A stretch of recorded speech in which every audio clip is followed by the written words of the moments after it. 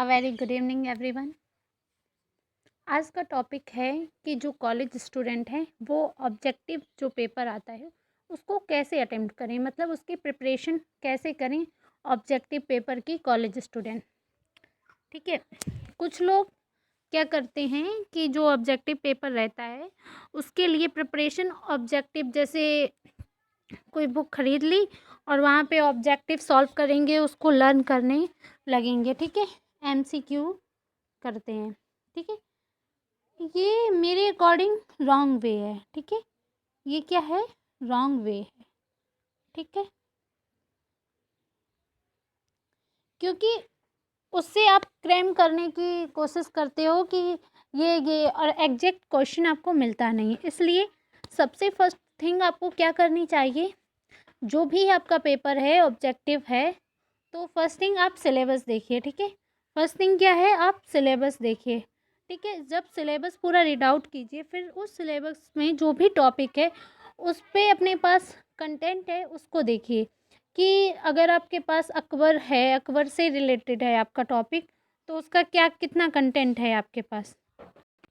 ठीक है, अपना कंटेंट देखिए। कंटेंट आपके पास बुक्स है या फिर कहीं आप ऑनलाइन देख रहे हो, अगर बुक है तो आप देख लीजिए, हाँ ये टॉपिक है आप रिलेटेड, उसको आपको रीड आउट करना है। रीड आउट मतलब 2-3 बार तो मिनिमम ही करना है, 5 टाइम कर लो तो बेटर। ठीक है, तो उसको रीड आउट करते जाइए। जब रीड आउट करेंगे तो उसमें की पॉइंट्स रहते हैं, उसको अंडरलाइन कीजिए। अगर आप कोई वीडियो देख रहे हो तो उसको बार बार सुनिए, बार बार सुनिए तो कुछ ऐसे की पॉइंट होते हैं जो आपको याद हो जाते हैं। जब आपके सामने क्वेश्चन आएगा तो आप उसमें एलिमिनेशन मेथड लगा लोगे। ठीक है, सेकंड थिंग ये है कि आप जो वीडियोस सुन रहे हो उसके मतलब 2-3 बार सुनोगे, कुछ चीज़ें याद हो जाती, जो याद नहीं होती हैं उस पे लिखिए। अब ये नहीं कि आप ऑब्जेक्टिव पेपर का है एक एक पॉइंट बहुत लेंथी, बहुत शॉर्ट एंड अच्छा ये टॉपिक अकबर की डेथ कब हुई थी,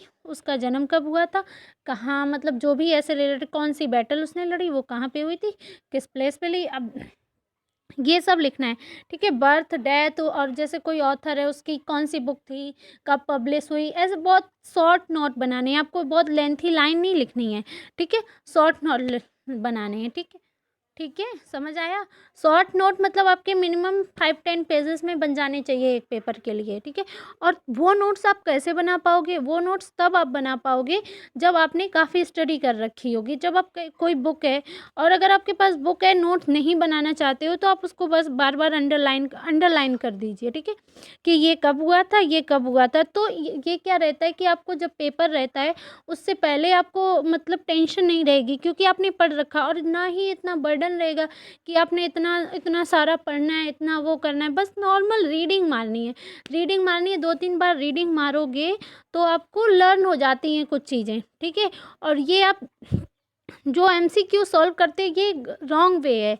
मतलब इससे क्या रहता है कि आप सॉल्व करते हैं, आपको लगता है ये आ जाएगा, आप क्रैम करके इसका आंसर ये है, इसका आंसर वो है, वहाँ पे आंसर लिखा रहता है जिस भी बुक से आप प्रिपेयर करते हो, तो आपको लगता है आपको आता है, लेकिन आपको नहीं आता है। आप पेपर में कंफ्यूज हो जाते हो उसका क्या, और रियली क्वेश्चंस जो आप पढ़ के जाते हो वो वहाँ पे मिलते हैं। अगर उसको आप डिटेल पढ़ोगे तो आपको क्वेश्चन बनेंगे, मतलब मेरी गारंटीज़ है। अगर आप मेरे तरीके से, जैसे मैंने बताया उस तरीके से पढ़ोगे तो आपको जो 100 मार्क्स का अगर ऑब्जेक्टिव आ रहा है कॉलेज लेवल का, तो उसमें आपको 70 तो बनने चाहिए। 70 से अबव आप कितने भी बना सकते हो। और इसका प्लस पॉइंट क्या होता है कि ऑब्जेक्टिव पेपर जो होता है उसमें अगर आपके अच्छे नंबर आ गए तो सब्जेक्टिव को मिला के आपका परसेंटेज अच्छे हो जाता है। कुछ लोग सब्जेक्टिव पे ध्यान देते हैं कि सब्जेक्टिव, लेकिन ऑब्जेक्टिव पे भी ध्यान देना चाहिए। क्यों, लोग सोचते हैं उसमें तो आंसर मिलेंगे, लेकिन नहीं, वही तो होता है आपके परसेंटेज ग्रोथ करने का तरीका। अगर आपने ऑब्जेक्टिव पे ध्यान दे लिए, ऑब्जेक्टिव में अच्छे नंबर आ गए, सब्जेक्टिव भी पढ़ लिया तो आपके अच्छे नंबर आएंगे। ऑब्जेक्टिव पे ध्यान नहीं दिया तो वहाँ तो एकदम निगेटिव, सब्जेक्टिव आपने कुछ लिखा है, टीचर कुछ ना कुछ मार्क्स देगा, लेकिन ऑब्जेक्टिव में तो अगर आपने गलत कर दिया तो वो तो मार्क्स चला ही जाएगा ना, वहाँ तो टीचर नहीं बैठा ना कि आपके मार्क्स देगा, वहाँ तो या तो सही या फिर गलत।